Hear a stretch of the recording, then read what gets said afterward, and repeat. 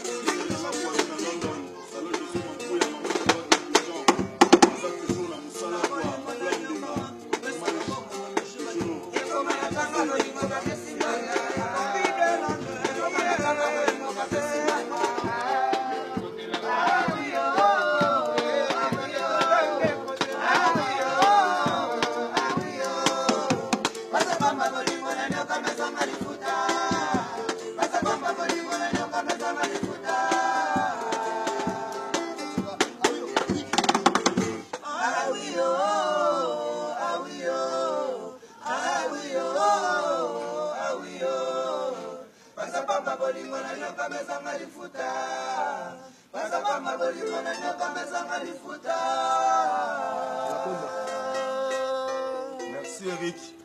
PDG Manchekoko. Merci Eric. Ma gloire Mbinga Mobali.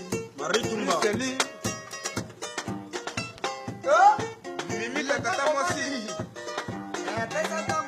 Mère Maki ya papa.